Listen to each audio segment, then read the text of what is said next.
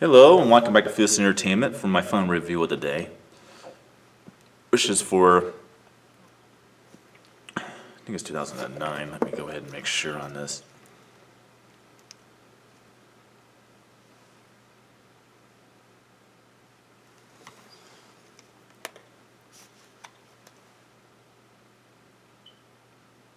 Yeah. 2009's Fast and Furious. This is where these movies become one story. This is where these movies become one story. And this is obviously out of the UHD 4K 8-film collection of the Fast and Furious movies. All right, 2009's Fast and Furious. Okay. This was my first Fast and Furious movie experience at the cinemas. I actually watched it twice, I believe. Possibly 3 times. Alright, my thoughts on the movie. But first, obviously, I got to do this every single time for these films. This is definitely not a franchise for children. So I will not be participating in playing to the PG-13 ratings of these movies. These films are not for children. In my opinion, an individual should be 14 years or older to be able to watch these movies. And so I feel very strongly about this, so I will not be approving this franchise in the reviews that it endures to children. These will be for adults only. Sorry. All right. My opinion of Fast and Furious from 2009. I like this movie. I do. But it does kind of go back to the first film in a lot of ways. This is a very dark movie. There's not really much levity and comedy at all in this movie. It's just a very, very dark movie. In my opinion, it might even be the darkest chapter in the Fast and Furious film franchise. In fact, I believe it is. Even with how dark The Fate of the Furious is, which is part 8, I say this one's darker. Because at least with The Fate of the Furious, you have a little levity and comedy in it, and relief. This one doesn't have any. It's much like the first film in that way. All right. Basically, what I like about this movie is very fast-paced. It's very action-packed. It's definitely far more of a thriller than anything. I mean, up to this point, these films haven't really been action thrillers. This one is much more of a thriller. Even Too Fast, Too Furious has too much of comic moments in it, and it's not really serious enough to be considered a thriller.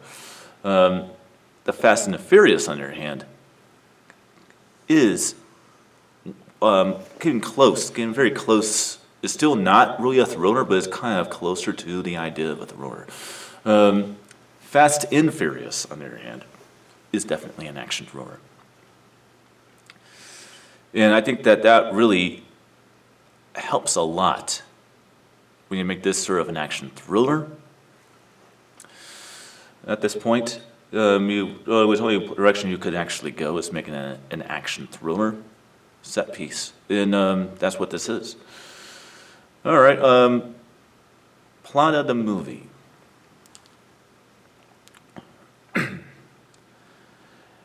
After leaving everybody and going on his own to fend for himself to protect all that he loves, Don Victoretto is now a ghost.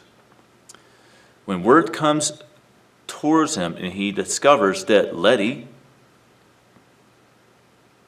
although it's not really talked about much in this movie, he is married to her. That gets brought up later. But pretty much his wife has been murdered. And so he comes out of hiding to pick up the trail to figure out how she got murdered so he can get retribution for it. and find the people responsible and kill them. Meanwhile, Brian O'Connor, again Dominic Toretto is played by Vin Diesel, like he is in the first movie, in this cameo in the third film. And Brian O'Connor, now Detective Brian O'Connor, is still played by Paul Walker. So meanwhile, Paul Walker's character, Brian O'Connor, is trying to track down a drug lord, a Colombian drug lord by the name of Braga. And both of these are actually connected. And so he crosses tides with Toretto, Vin Diesel's character, and then they have to team up and infiltrate together into Braga's underworld of underworld drivers and discover he was responsible for Letty's death. In doing so, Toretto discovers that Letty was an informant for the FBI working with Brian O'Connor, and basically cost her life when she discovered what was going on. And in the end, they do capture Braga, and Toretto gets his revenge for the person who killed his wife. And Toretto, I'm missing his name wrong, haven't I? Toretto goes ahead and decides he's not going to run anymore and sits around until O'Connor can get some medical help. And then gets put back into the federal penitentiary, just to be broken out by O'Connor, as well as all of his other friends and family at the very end of the movie. Of course, his sister, and obviously we do get Roman making an appearance at that point in the film. But this is why this film doesn't really this one right here does not set up the formula for all their films. Because, granted, all these other films have this crew, that we are all familiar with, and this crew is not really assembled in this one. I mean, members of the crew were in the second movie. One member of the crew is in the third movie. And obviously, the rest are in the first, but they're not all completely assembled really until the fifth film. Obviously, Han makes an appearance at the beginning of this film, and it kind of hints to his ultimate demise and death when he talks about, I hear doing something crazy in Tokyo. Because you know what happens with that in the third film. But yeah, definitely a good movie. Quality. This one actually might be in 2.39 or 2.40. Let me go ahead and take a look here.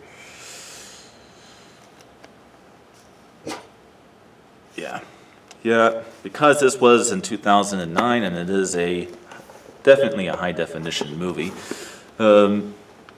This one is in 2.40.1 widescreen format. And, all right, the HDR quality and this overall, 4K remaster of the movie and restoration. Very much like the previous movie, I see a little bit more digital looking. The previous film, although very digital looking, at the time in 2006, Universal was just starting to make their movies look like this. But in 2009, they kind of perfected how to make them look like what they wanted to make them look. And so this one has a much more digital look than even the Fast and Furious Tokyo Drift does. And I like the way these look because of this, which makes me very curious about the next one, which I have not watched yet. We're watching it tonight, which is Fast 5. I'm very curious about that one because of how dark it looks. How's that going to translate into this new format? But yeah, nighttime scenes are very, very good and defined with really good contrast and details and good lighting for dark late at night scenes. You can see things very clearly, unlike you can on a regular Blu-ray.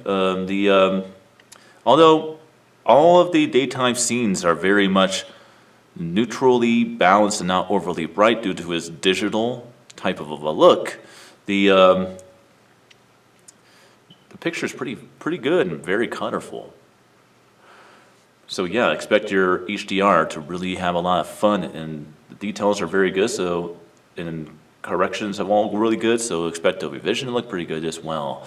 The DTS-X audio sound presentation, on the other hand, in 2009, just like they were in 2006, Universal Studio Films always had more of like this very digital, very neutrally harmony-like freaking way of mixing their movie sources together. So yes, it's a lot like the third film, to where everything is in perfect harmony. There's not really too much going. You know it's there. The effects are there, but they're not really split up. But this one does have a few sequences in the film to where you do get some very good dramatic overhead effects. Something that I thought was missing a little bit from the third film and the second. This one actually does have some good overhead effects. Now, don't be wrong, the overhead effects are definitely there, but you have to freaking try to find them. All right, and that's the point. When you're going to have to actually try to find out what's coming overhead and what's not, versus knowing what's overhead dramatically, is different. That's what makes the first film as well as this film so much better than the second and third in terms of DTS-X master audio, is when you do have overhead effects, you can freaking hear them. And that's what I have to say about this one. I'll see you guys next time for Fast 5.